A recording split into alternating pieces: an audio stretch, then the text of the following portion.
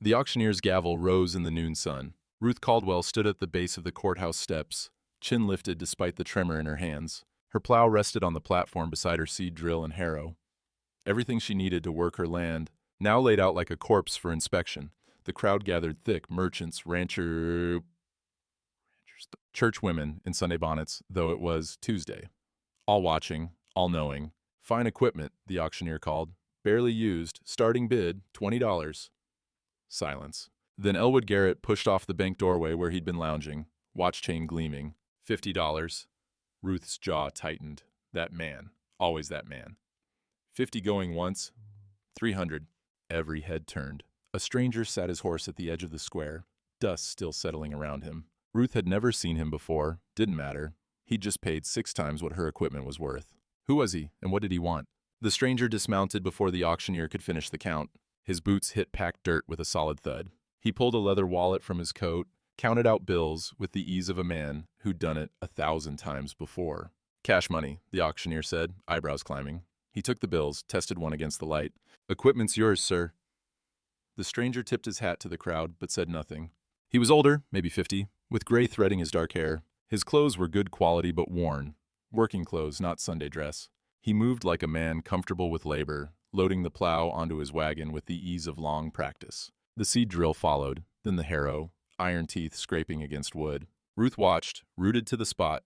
The crowd murmured around her, speculation rising like heat shimmer. Who is he? Never seen him before. $300, just like that. Garrett stepped forward, smile thin. Mighty generous of you, stranger. Though I wonder what you're planning to do with a widow's equipment. The man secured the last rope, tested the knot. When he finally spoke, his voice was low and even, planning to return it. He swung into his saddle, tipped his hat once more, this time directly at Ruth. Equipment's yours again, Mrs. Caldwell. I'll bring it by tomorrow. Then he rode off, wagon creaking behind him before she could find her voice to refuse. The crowd erupted. Ruth turned and walked toward home, their voices chasing her like dogs. The cabin sat 3 miles out, near the creek bend where cottonwoods gave shade. Ruth pushed open the door to silence. The room was spare, table, 2 chairs, rope bed in the corner where Tom slept, her own bedroll on the floor, wood stove cold now in the heat, shelves mostly empty. She poured water from the pitcher, drank it standing. Her throat was dust dry from the walk. The water tasted of iron and earth. Tom would be back soon from the Hendersons' place where he'd been staying. She'd sent him there this morning so he wouldn't have to watch the auction. The boy was 10, old enough to understand what losing the land meant, too young to do anything about it. Ruth pulled the foreclosure notice from her apron pocket, unfolded it, though she'd memorized every word. The paper was official, stamped with the county seal. 30 days to pay $800 or vacate the property. Debt owed to First Bank of Elkridge, signed by James Caldwell, her late husband. James had been dead 8 months now. Thrown from his horse on the North Trail, neck broken, Doc Cross had called it quick, no suffering. She'd buried him beside the creek, where he'd wanted, beneath the big cottonwood. She hadn't known about the debt until 6 weeks ago when Garrett came calling with papers in hand. Said James had taken a loan to buy seed and equipment last spring, said Ruth was responsible now. $800. She'd sold everything that wasn't nailed down. Chickens, the cow, James's saddle and rifle. Raised $200, not enough? Not nearly. The cabin smelled of old wood smoke and loneliness. Ruth sat at the table, ran her fingers over the rough wood James had planned himself. She'd offered to go work for Garrett at his boarding house. He'd smiled that oily smile and said there were other arrangements they could discuss. She'd walked out before he finished speaking. Now a stranger had bought her equipment and promised to return it. Why? Men didn't spend $300 out of kindness. There was always a price. She folded the notice, tucked it back in her pocket. Outside, mockingbirds called from the cottonwoods. The late afternoon sun slanted gold through the window. Hoofbeats approached. Too early for Tom. He'd be walking. Ruth moved to the door, squinting against the light. The stranger rode up the path, wagon in tow, her equipment secured and intact. He stopped at the fence line but didn't dismount, just sat there, waiting. Ruth stepped onto the porch. I don't take charity from strangers, mister. Good, he said. Because I'm not offering charity. She crossed her arms. Then what do you call buying a woman's property and hauling it back to her? He studied her face for a long moment. His eyes were dark, steady. Justice, Mrs. Caldwell. I call that justice. I don't know what you mean. I mean, Elwood Garrett's been running this county like his personal kingdom for too long. His hand rested easy on the saddle horn. I mean, I've seen his kind before, preys on widows, uses the law like a weapon. You don't even know me, Ruth said. Don't know if I deserve help or not. I know you stood on those courthouse steps with your chin up while the whole town watched. He gathered his reins. That's enough. He turned his horse. Wait, Ruth called. Who are you? He looked back over his shoulder. Name's Silas Brennan. I'll be back at first light to unload your equipment. Whether you take it or not is your choice, Mrs. Caldwell. But it's yours either way. He rode off into the lengthening shadows, leaving her standing on the porch with more questions than answers and dawn coming too soon. Part 2, Scenes 1 and 2. Dawn came cold and clear. Ruth woke to the sound of hoofbeats and wagon wheels crunching over dry earth. She pushed off her bedroll, grabbed James's old shotgun from beside the door, and stepped onto the porch in her nightdress with a shawl thrown over. Silas Brennan sat his horse at the fence line, wagon behind him loaded with her equipment. The man had the courtesy to look away, while she stood there half-dressed. Told you I'd be back, he called. Ruth levered a shell into the chamber. The metallic click carried sharp in the morning air. And I told you I don't take charity. Ain't charity, ma'am. He kept his hands visible on the saddle horn, making no move toward his own rifle. It's your equipment, bought fair at auction. By a stranger who don't know me from Adam's house cat. She kept the shotgun pointed at the ground, but her meaning was clear. Men don't spend $300 on nothing. They do if they've got $300 in a conscience. He finally looked at her, meeting her eyes direct. Name's Silas Brennan. Own the Circle? B Ranch, about 20 miles north. Biggest spread in 3 counties. Run 5,000 head of cattle. Got 40 men on payroll. Ruth's grip tightened on the shotgun. A millionaire. That's what he was saying. A man with more money than most saw in a lifetime, and he'd ridden into town to buy her plow. Why? The word came out harsh. Why would a man like you care about a widow's foreclosure? Because I hate bullies, Mrs. Caldwell. His jaw set. And Elwood Garrett's about the biggest bully I've seen. Been watching him work this county for 2 years now. Preys on folks who can't fight back. Uses paper and law like weapons. You don't know if that debt's real or not. Don't I? He shifted in his saddle, leather creaking. Man who charges a widow $800 for seed and equipment ought to have records. Ought to have witnesses. Ought to have something besides his word and a piece of paper. Ruth's arms ached from holding the gun. She lowered it slowly. Even if you're right, what's it to you? My wife died 5 years back. His voice went flat, matter of fact. Isabella, beautiful woman, hated ranch life, wanted town parties, society, all the things I couldn't give her. She died, hating me for it, and I spent those last years watching her misery and doing nothing. He met Ruth's eyes again. I'm tired of watching, Mrs. Caldwell. Tired of doing nothing when I see wrong happening right in front of me. The sun cleared the cottonwoods, throwing long shadows across the yard. A rooster crowed somewhere distant. I'm not asking to court you, Silas said. I'm not asking for anything but the chance to help prove you were robbed. You can say no. Can tell me to take this equipment and leave. But that debt Garrett's holding over you, I'm betting it's as fake as a $3 bill. And I've got the money to hire lawyers to prove it. Ruth studied him, the gray in his hair, the lines around his eyes from squinting at sun and distance, the way he sat his horse like a man born to saddle. He wasn't lying. She'd know if he was. She'd gotten good at spotting lies these past 8 months. She lowered the shotgun completely. You really think you can fight him? I think we can. He climbed down from his horse. If you're willing. Ruth nodded once, sharp. Unload the equipment, then we're going to the bank. I want to see those papers he claims I signed. First Bank of Elkridge sat on Main Street like a fortress. Red brick, white columns, brass nameplate, polished bright. Ruth pushed through the door with Silas behind her, and the smell hit her immediately. Leather-bound ledgers, tobacco smoke, ink, money smells, power smells. Garrett looked up from his desk, smile spreading when he saw Ruth. The smile faltered when he noticed Silas. Mrs. Caldwell, Mr. Brennan. He stood, buttoning his vest. His watch chain caught the light from the window. What brings you both to my establishment? Want to see the loan papers? Ruth said. The ones you say my husband signed.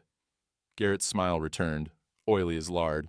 Of course, always happy to provide documentation to my clients.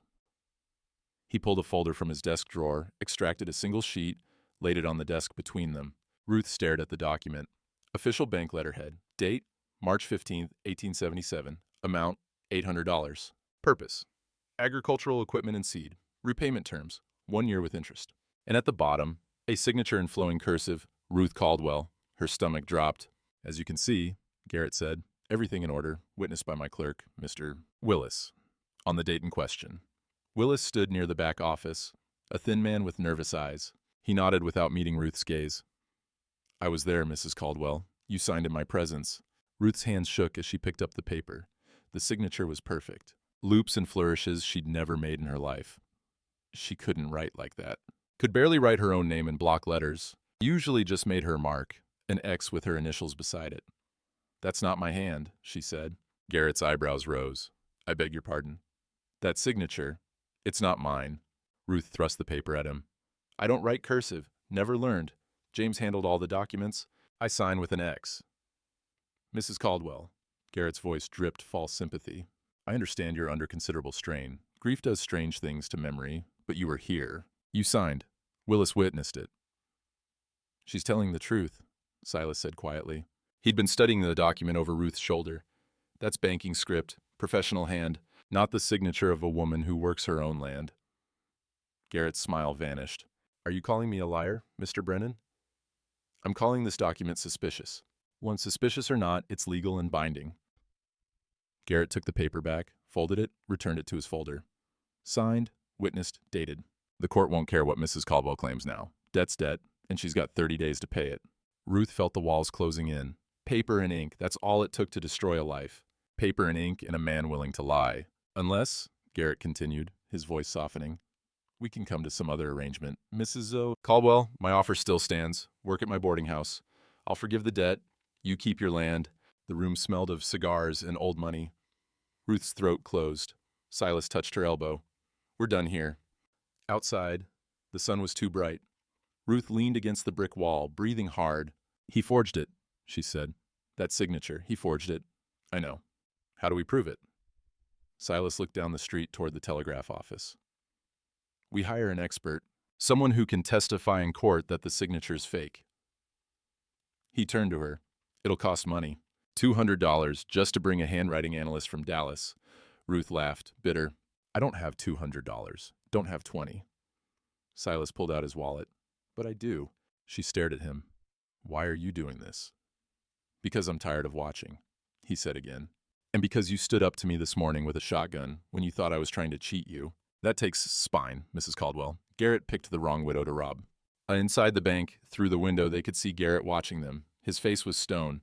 The war had just begun. They rode to Ruth's homestead in silence, the morning sun climbing hot. Tom was there when they arrived, feeding the chickens that weren't hers anymore. She'd sold them to the Hendersons, but the boy still tended them out of habit. He watched Silas with the careful wariness of a child who'd learned not to trust strangers. "Tom, this is Mr. Brennan," Ruth said. He's helping us." The boy nodded, but didn't speak. He had James's dark eyes, James's serious mouth, 10 years old and already carrying the weight of knowing his mother might lose everything. "Go check the creek line," Ruth told him. "See if the fence needs mending." Tom left without argument, understanding when adults needed privacy. Ruth watched him go, then turned to Silas. "Come inside. I'll show you what papers I've got." The cabin was dim after the bright morning, cool from thick adobe walls. It smelled of wood smoke and the dried herbs Ruth kept hanging from the rafters, sage and mint from the creek bank. She pulled a small wooden box from beneath her bedroll, opened it. "Everything I've got of James's," she said. "Bills of sale, land deed, our marriage certificate." Silas spread the documents across the table, studying each one carefully. Ruth stood beside him, watching his face. He paused at the land deed, ran his finger along the signature line. "This is your mark?" he asked, pointing to an X with Ruth Caldwell written in block letters beside it. "Yes, I can write my name if I go slow, letters one at a time, but I never learned cursive. My father didn't see the point in teaching girls more than their letters."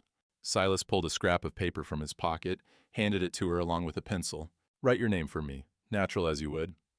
Ruth took the pencil, bent over the paper. Her hand moved slowly, forming each letter with concentration, R-U-T-H. Then her married name, C-A-L-D-W-E-L-L. The letters were uneven, childlike almost, but clear. Silas laid it beside the loan document they'd seen at the bank, the one with the flowing signature. The difference was stark as day and night. "No court could mistake these for the same hand," he said. "This is proof. Garrett will say I'm lying, that I learned cursive and forgot it." Ruth's voice was tight. "Or that grief's made me confused." "Not if we have an expert testify." Silas folded the papers carefully. "There's a man in Dallas, Samuel Ford, does handwriting analysis for the federal courts, testifies in forgery cases. If anyone can prove this signature's fake, it's him." Ruth felt something stir in her chest. Not quite hope, but close. How long would it take? "Week to get him here, maybe 2.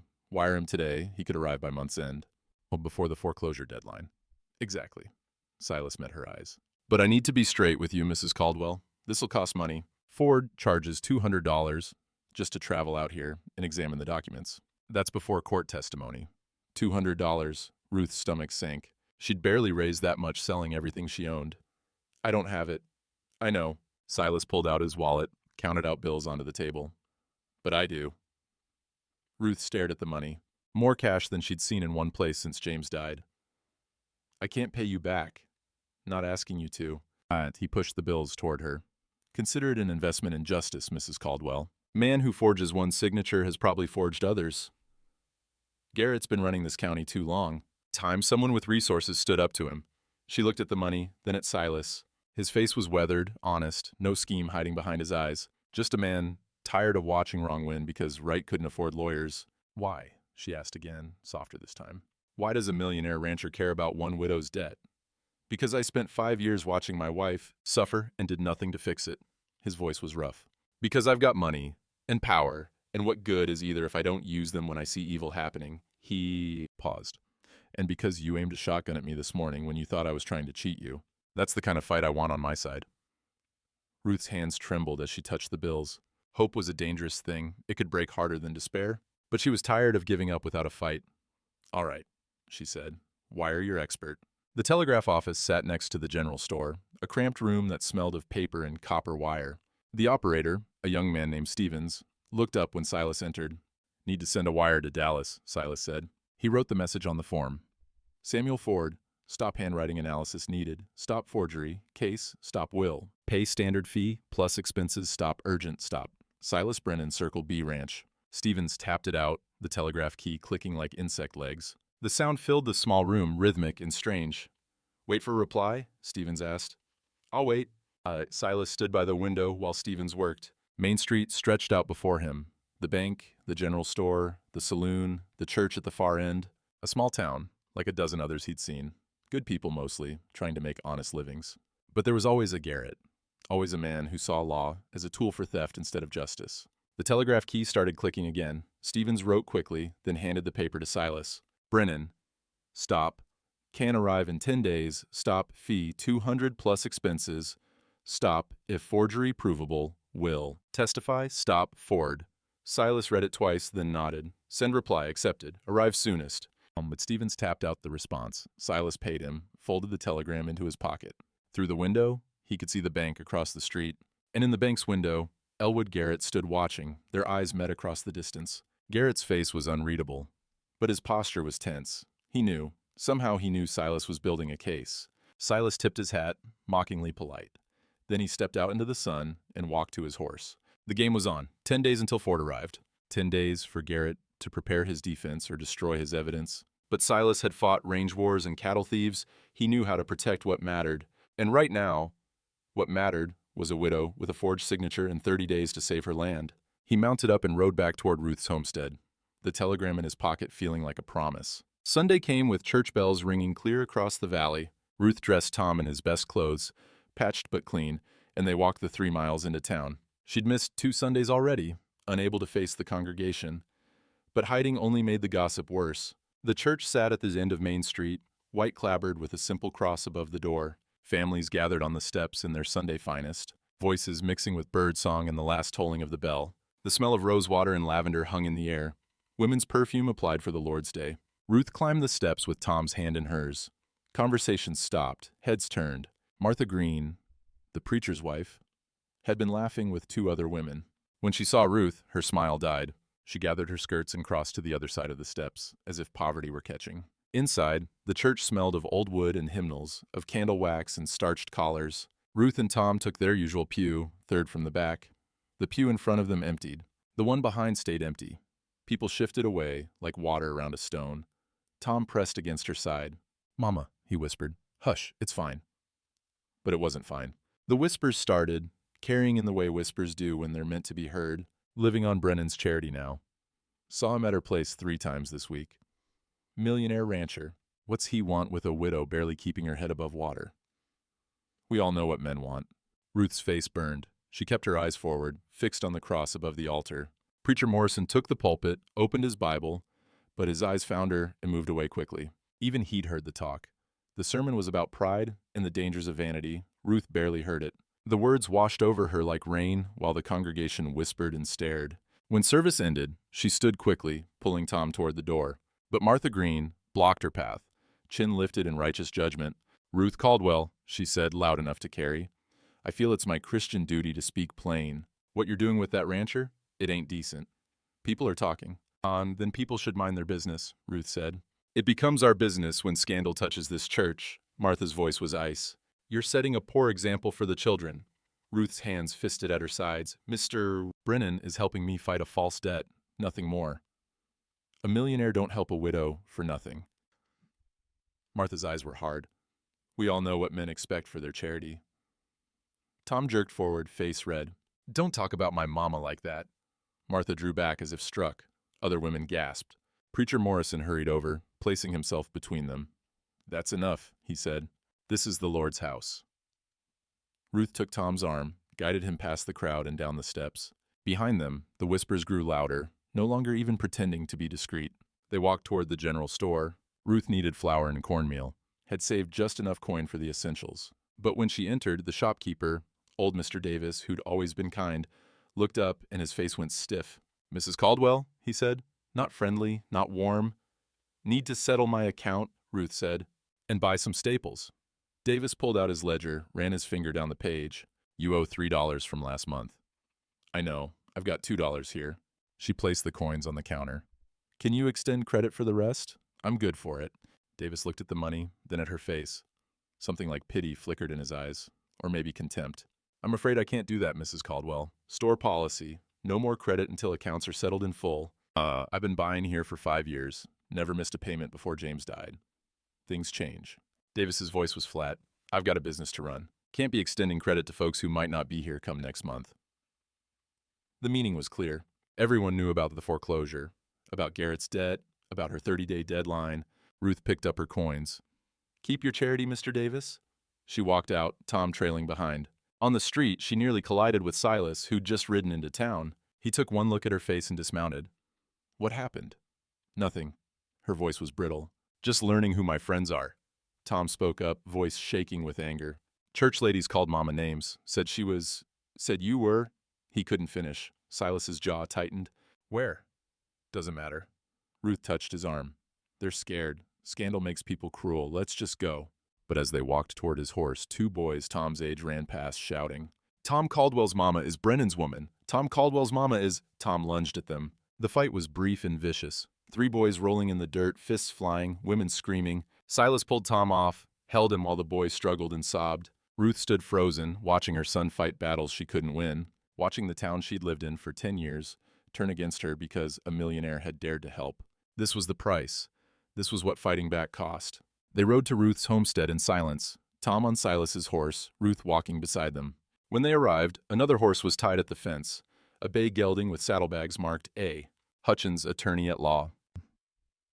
Abel Hutchins stood on the porch, a thin man in a dusty suit with spectacles perched on his nose. Silas had wired him from Dallas, hired him to review the case.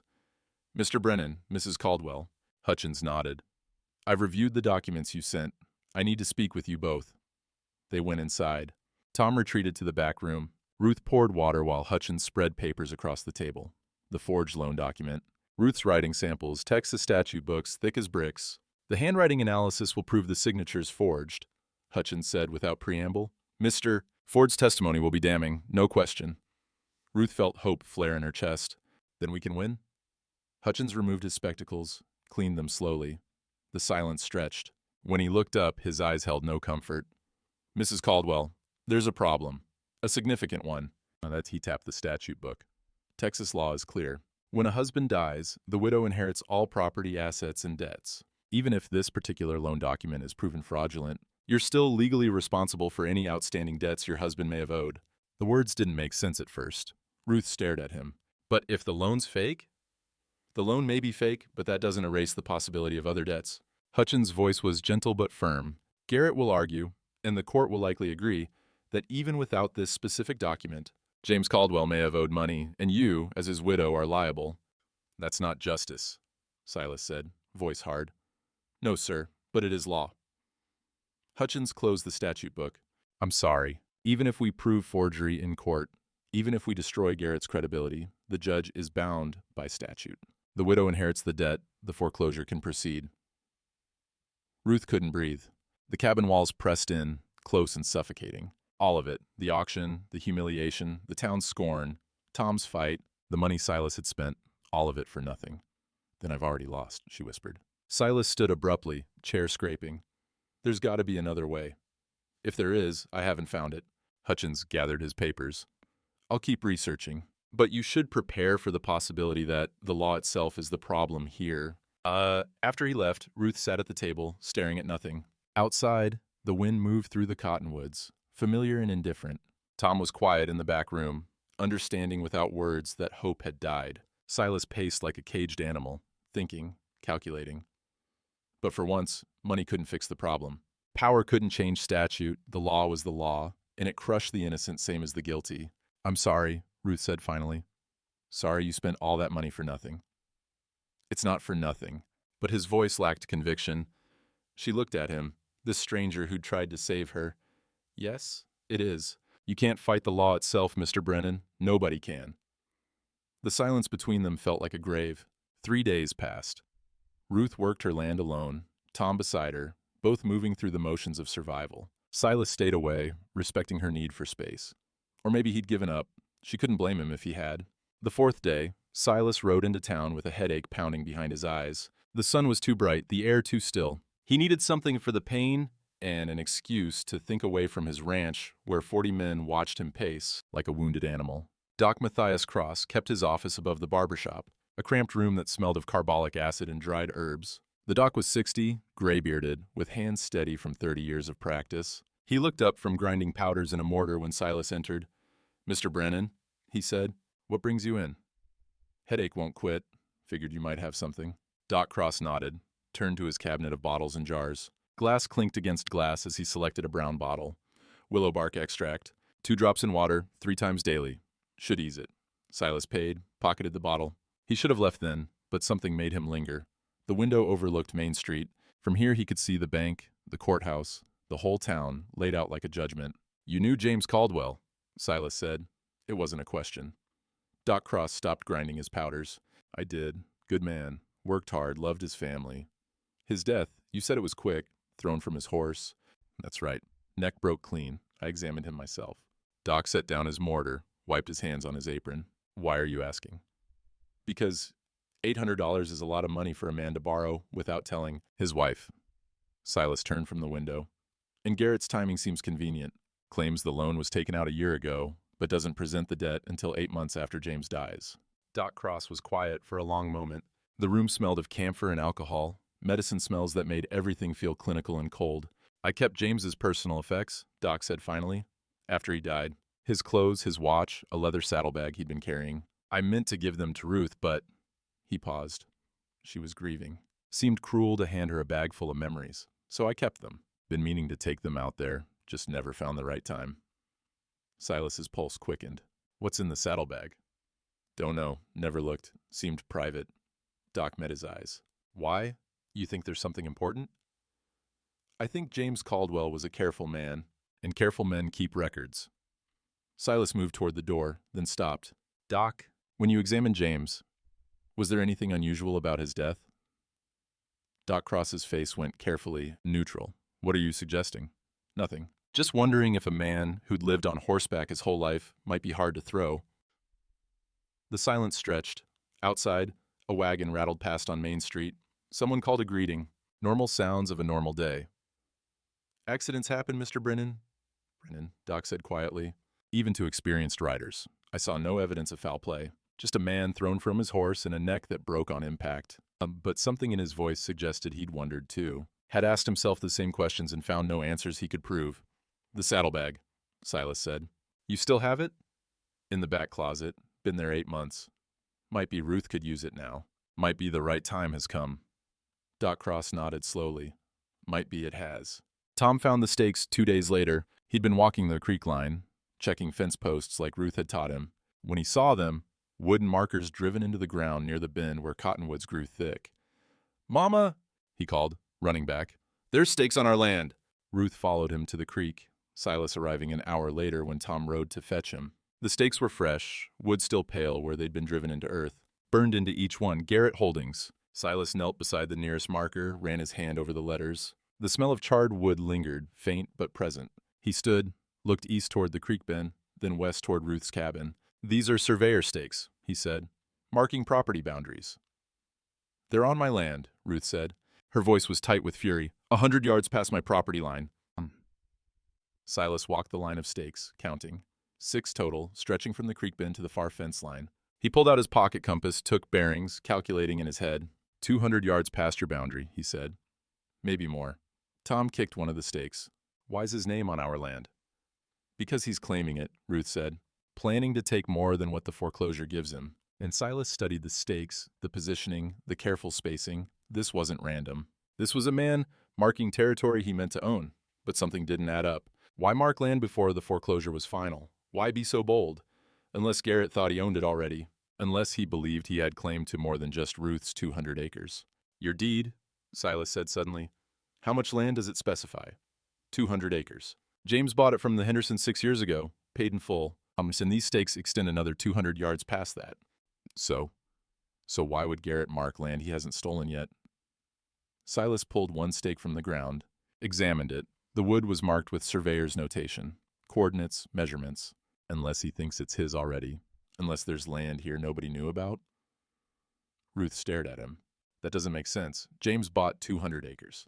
That's what the deed says." "Then maybe," Silas said slowly, "we need to look at that deed again, real careful."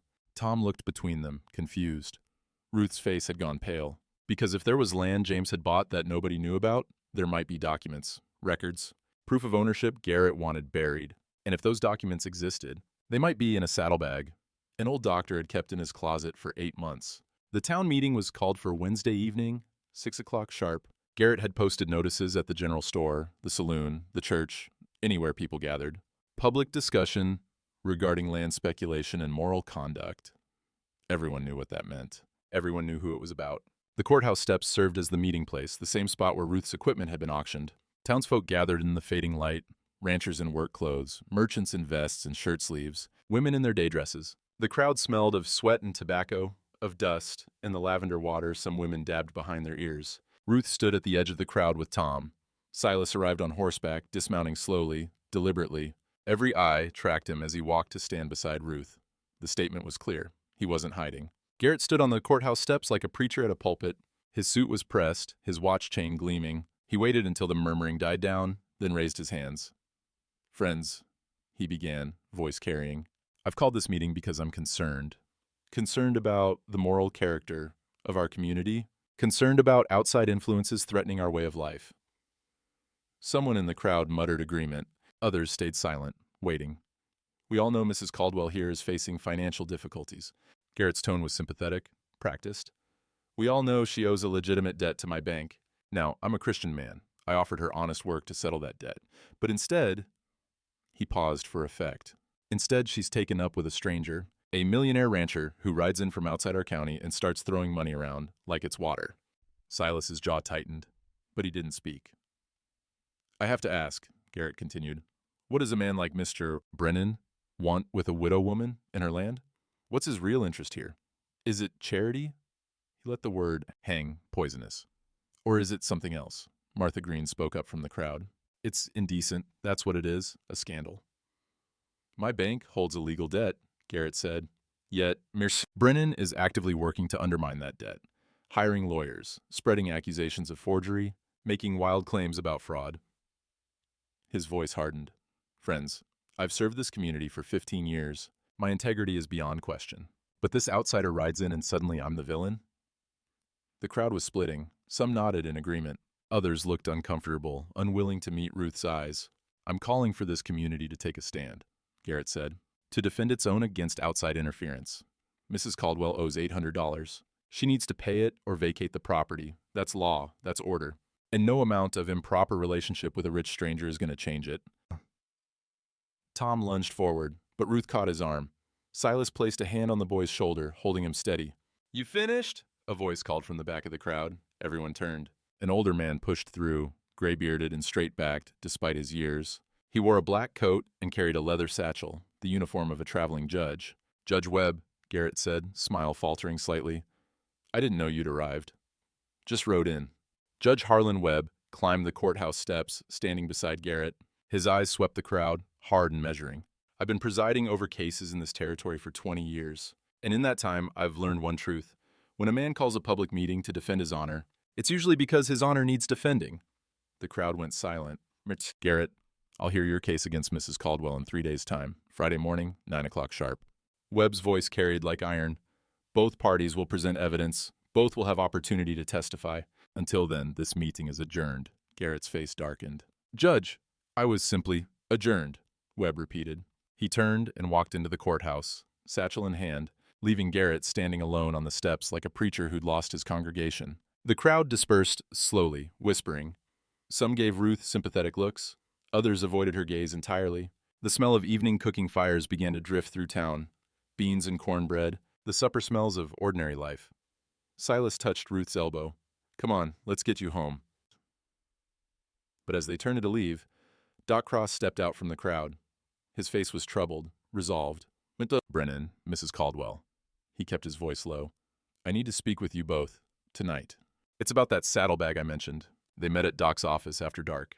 The room was lit by a single oil lamp, casting shadows that jumped and swayed. The smell of carbolic and dried herbs was stronger at night, medicinal and sharp. Tom waited outside with the horses.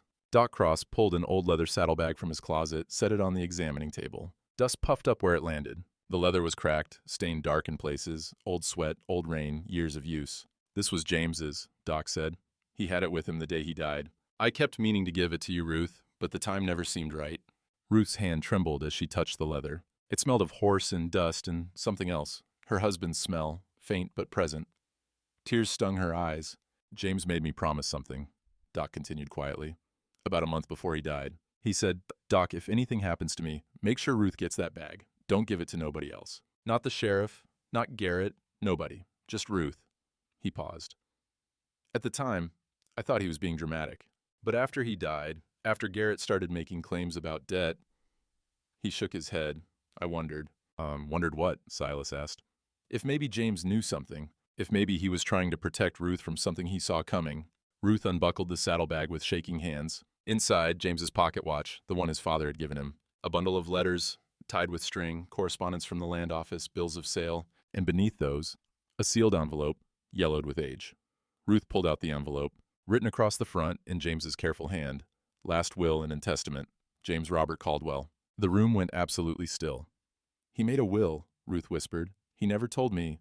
"Open it," Silas said quietly. Ruth broke the seal. The paper inside was covered in James's handwriting, each letter formed with concentration. She read aloud, voice shaking. "I, James Robert Caldwell, being of sound mind, do hereby bequeath all my worldly possessions and land holdings to my beloved wife Ruth Ann Caldwell, including but not limited to the homestead property and the recent purchase of 200 acres adjoining said homestead. Purchased March 1877 from Henderson Holdings for the sum of $600. Ruth stopped, read the line again. 200 acres adjoining. "But I only knew about the original 200, the homestead." Silas leaned over her shoulder reading, "March 1877. That's when Garrett claims you took out the $800 loan." "But we didn't take a loan." Ruth's voice was rising. "James bought more land. He paid for it. $600. Something else was folded in the envelope. A map, hand-drawn but detailed. It showed Ruth's homestead and the land stretching east toward the creek bend. The boundaries were clearly marked, 400 total acres. Silas spread the map on the examining table. His finger traced the eastern boundary. "This is where those surveyor stakes are. Garrett's been marking land that's yours, land he's planning to claim in the foreclosure." "But how would he know about it?" Ruth asked. "If James kept it secret?" "Maybe James didn't keep it secret from everyone," Doc said quietly. "Maybe he dealt with the bank for the purchase. Maybe Garrett saw the opportunity. Widow who doesn't know about the extra land. Forge a debt, take all 400 acres, sell half to investors." The pieces fell together like a puzzle solving itself. The forged signature, the $800 amount, enough to justify seizing all the property. The surveyor stakes marking boundaries Ruth didn't even know existed. "He's not just trying to steal my home," Ruth said slowly. "He's trying to steal land worth twice what he's claiming I owe." Silas picked up the map, studying it in the lamplight. "This is why James made you promise, Doc. He knew something was wrong, knew Garrett was circling, But he died before he could warn Ruth, Doc finished. Silence filled the room. Outside, a dog barked in the distance. The lamp flame guttered, sending shadows dancing across the walls. Ruth looked at the will, at James's careful handwriting. Her husband had tried to protect her, even in death, had hidden the proof where Garrett couldn't find it. "We take this to Judge Webb," Silas said. "Tomorrow, first thing." "Will it be enough?" Ruth asked. "To stop the foreclosure?" "It proves you own 400 acres, not 200. It proves Garrett's been trying to steal land that's legally yours." Silas folded the map carefully. "And it proves your husband never took out a loan. He bought that land with cash money." Ruth held the will against her chest, feeling the weight of it. Justice. Maybe. Finally. But outside in the darkness, someone was watching Doc's window. And tomorrow, Garrett would learn that the widow he'd tried to rob had found the one thing he'd feared existed. Proof. Ruth didn't sleep. She sat at her table through the night, the will and map spread before her, reading James's words over and over by candlelight. The cabin smelled of melting tallow and the sage tea she'd brewed hours ago and forgotten to drink. Tom woke at dawn and found her there, still dressed, eyes red-rimmed. "Mama?" "I'm all right," but her voice was hollow. "Get dressed. We're going to town." By the time they reached Judge Webb's boarding house, the sun was barely clearing the horizon. The judge answered the door in shirt sleeves, suspenders hanging at his sides, gray hair uncombed. "Mrs. Caldwell, Mr. Brennan." He took in their faces, the urgency written there. "Come in." And his room smelled of coffee and boot leather. A travel trunk sat open in the corner, law books stacked beside it. Judge Webb poured coffee for them all, then sat and listened while Ruth explained. She showed him the will, the map, James's careful documentation. Webb studied the papers for a long time, his weathered face unreadable. Finally, he set them down and removed his spectacles. "This changes everything," he said. "The will proves you own 400 acres. The map shows exact boundaries. If your husband paid cash for that additional land, there's no debt to inherit." Ruth felt something crack open in her chest. "Then I can keep my home?" Webb's expression darkened. "It's not that simple, Mrs. Caldwell." Silas leaned forward. "What's the problem?" "The problem is Garrett's already acted on his claim." Webb pulled papers from his satchel, official documents with county seals. 3 days ago, he filed deeds with the land office. He's sold parcels of that disputed eastern acreage to 3 separate buyers. Good men, by all accounts. Ranchers looking to expand. They paid cash money for land they believe Garrett rightfully owned. The room tilted. Ruth gripped the edge of the table. "But it's my land, James's land." "Yes, but those buyers didn't know that. They purchased in good faith from a man with apparent legal standing." Webb's voice was gentle but firm. "Even when we prove the fraud in court, even when we return that land to you, those men will have a claim. They'll sue for their purchase price, could tie you up in court for years, cost you more in legal fees than the land's worth." "That's not justice," Silas said, voice hard. "No, but it's law." Webb poured more coffee, his hands steady despite the weight of what he was saying. "Garrett's been clever. He's created a situation where even if you win, you lose. The land comes back to you, but you'll spend the rest of your life fighting lawsuits from men who bought stolen property in good faith." Ruth stared at James's will, at his careful handwriting. He'd tried to protect her, had bought the land, hidden the proof, made provisions, and still it wasn't enough. Still, Garrett had found a way to turn law into theft. "There has to be something we can do," she whispered. "There is." Webb tapped the documents. "We expose Garrett's fraud so completely that those buyers withdraw their claims voluntarily. We make it clear he deceived them as much as he deceived you, but that requires more than just this will. We need witnesses. We need testimony from people who saw Garrett operate. We need to prove a pattern of deception." Tom spoke up from the corner where he'd been sitting silent. "What about Mr. Willis, the bank clerk? He lied for Mr. Garrett, said Mama signed the papers." Webb looked at the boy, then at Ruth. "Would he testify against Garrett?" "He'd lose his job," Ruth said. "Maybe worse." "Men don't turn on powerful people without a push," Webb said. "But sometimes, when they see the whole picture, when they understand they're part of something evil, their conscience wakes up." The morning light strengthened through the window. Somewhere outside, a rooster crowed. The smell of frying bacon drifted from the boarding house kitchen below. "Court's tomorrow at 9, Webb said. "If we're going to build this case, we need to move fast."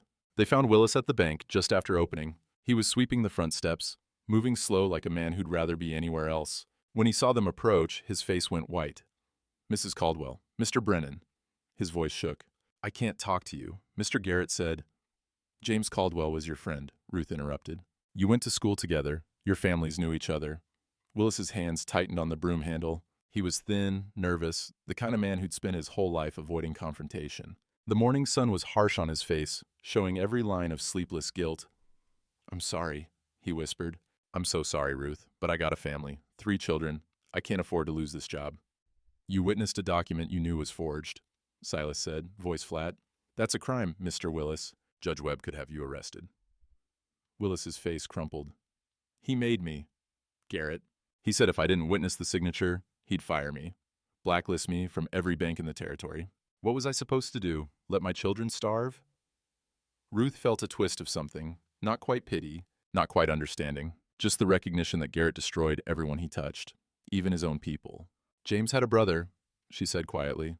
"Joseph, lives up in New Mexico now. Did you know James went to visit him last spring, right before he died?" Willis looked up, confused by the change of subject. I remember. James took a week off, said he was riding north. Joseph told James something," Ruth continued.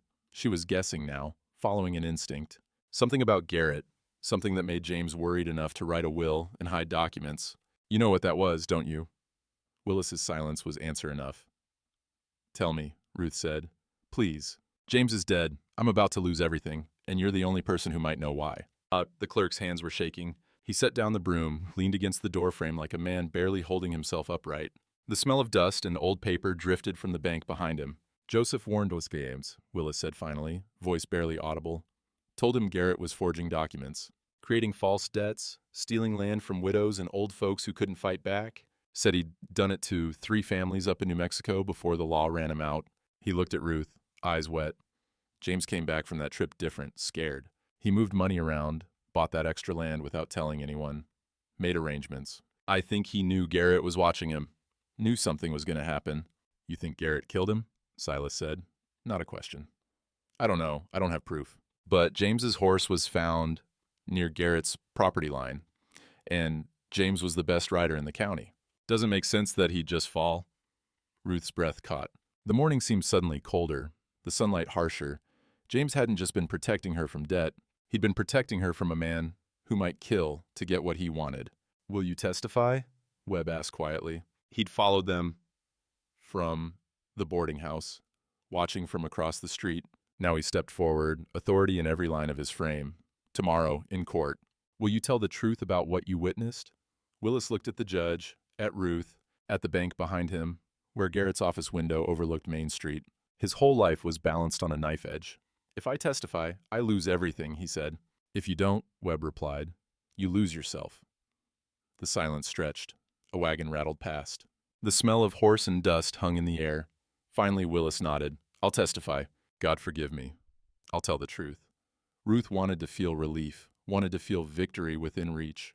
But all she felt was the weight of what was coming. Tomorrow, in front of the whole town, they'd accuse Garrett of fraud, theft, maybe murder. And Garrett wouldn't go quietly. Men like him never did. The courthouse was packed by 8:30. Every bench filled, people standing along the walls, more crowding the doorway trying to see inside. The room smelled of sweat and dust, of old wood and the tobacco some men chewed, despite the signs forbidding it.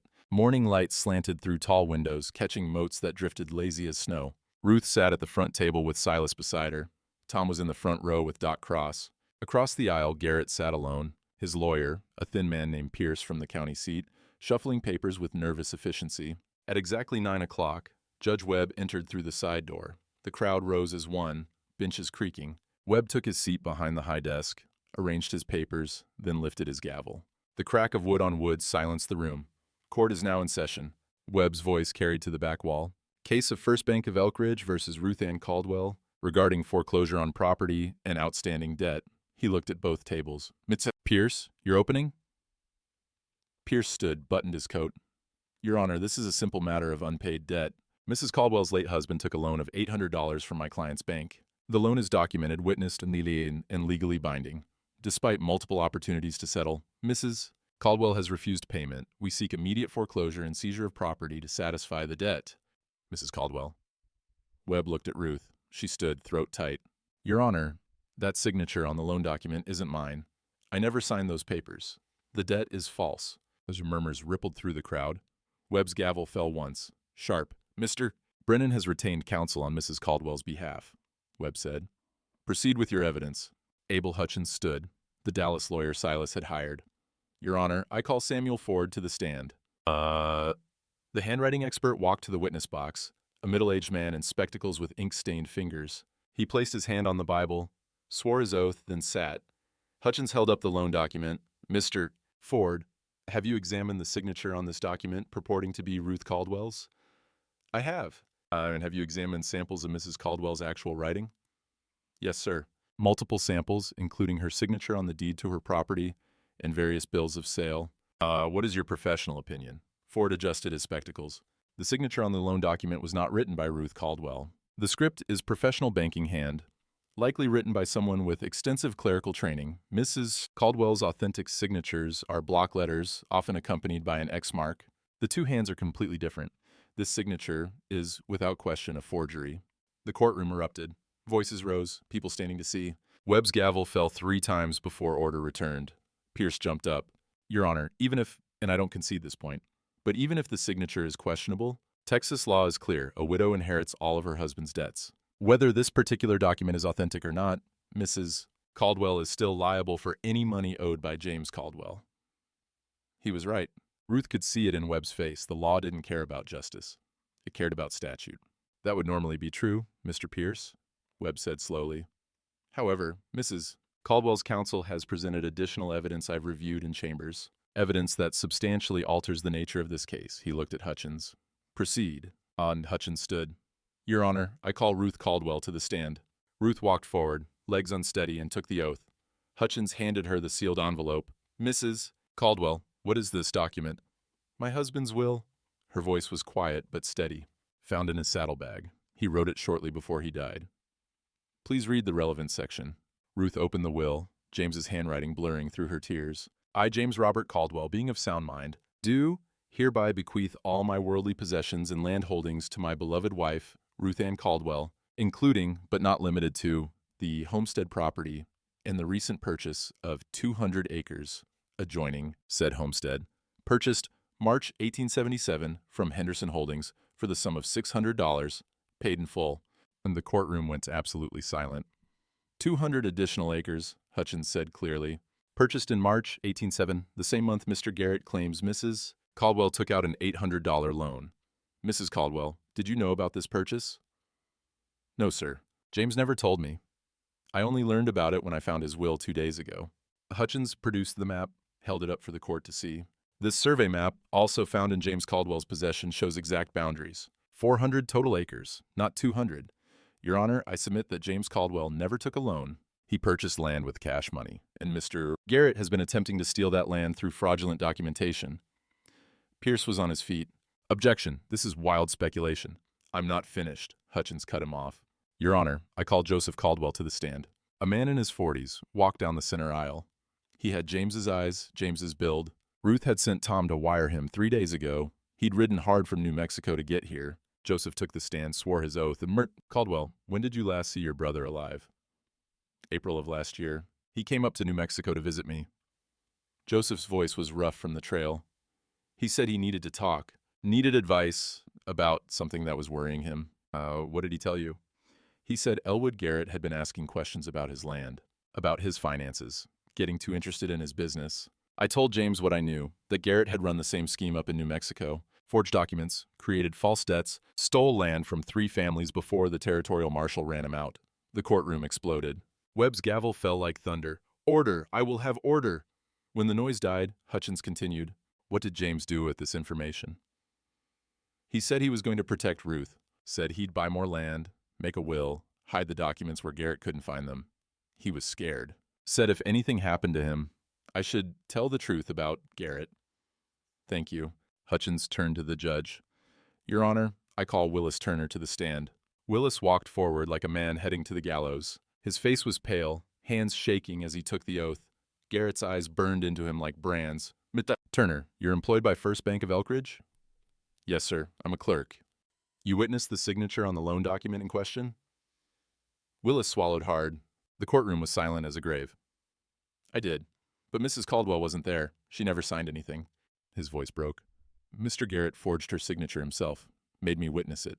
Said if I didn't, he'd fire me and blacklist me from every bank in the territory. I have 3 children. I was afraid. The courtroom erupted again. Garrett stood, face purple with rage. That's a lie. This man is… Mr. Garrett, sit down. Webb's voice cracked like a whip. Hutchins held up more papers. Your Honor, I also have county land records showing that in the past 3 weeks, Mr. Garrett has sold parcels of the disputed eastern acreage, land that belongs to Mrs. Caldwell, according to her husband's will, to 3 separate buyers. He's been selling land he doesn't own based on a fraudulent foreclosure he created through forged documents. Webb studied the records, his face darkening with each page. Finally, he looked up. Mr. Garrett, stand. Garrett stood slowly, his confidence cracking.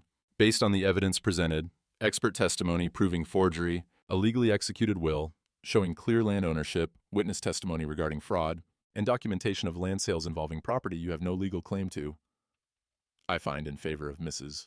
Ruth Caldwell. The alleged debt is void, the foreclosure is dismissed. Webb's gavel fell once, final. Furthermore, I'm issuing a warrant for your arrest on charges of fraud, forgery, and theft. Sheriff, take him into custody. The sheriff moved forward. Garrett's face went white, then red. This is an outrage. You can't… I can, and I have. Webb's voice was iron. You've used the law as a weapon to steal from innocent people. That ends today. They put Garrett in irons. Led him through the courthouse, past the crowd that pressed back to let him pass. Some faces showed satisfaction. Others looked away, ashamed they'd believed his lies. Ruth sat frozen, barely able to breathe. It was over. The debt was void. The land was hers, all 400 acres of it. Justice. Finally, Silas's hand found hers under the table, squeezed gently. Outside, someone started clapping, then another. The sound built until the whole courtroom was filled with it. Applause for the widow who'd fought back and won. The crowd spilled out of the courthouse into bright morning sun. Ruth stood on the steps, blinking against the light, still half convinced she'd wake and find it all a dream. But Tom was there, arms around her waist, and Silas beside her, steady as stone. Martha Green approached first, face pinched with something like shame. Mrs. Caldwell, I owe you an apology. We all do. She twisted her handkerchief in her hands. We should have listened, should have believed you. Water under the bridge, Ruth said quietly. She was too tired for grudges. Others followed. The shopkeeper, Mr. Davis, pressed a package into her hands. Flour and cornmeal. No charge. Consider it an apology for my poor judgment. Preacher Morrison cleared his throat. The church would like to help rebuild your fences, Mrs. Caldwell, if you'll allow it. One by one, they came. The same townspeople who'd whispered and stared and crossed the street to avoid her. Now they offered help, food, labor. The smell of shame hung on them thick as perfume. They knew they'd failed her when she needed them most. Ruth accepted their apologies with grace she didn't quite feel. They meant well. Most of them had just been scared, following the path of least resistance. That was human nature. Couldn't hate them for it. Tom stood taller with each handshake, each nod of respect directed at his mother. The boys who'd fought him now offered sheepish waves. He nodded back, magnanimous in victory the way only children can be. Doc Cross approached, smiling. Your husband would be proud, Ruth. Real proud. Her throat tightened. He tried to protect me, even after he was gone. He did, and it worked. Doc squeezed her shoulder, then moved on. The crowd thinned slowly, people heading to their shops and homes, already turning the morning's events into stories they'd tell for years. The day the widow beat the banker.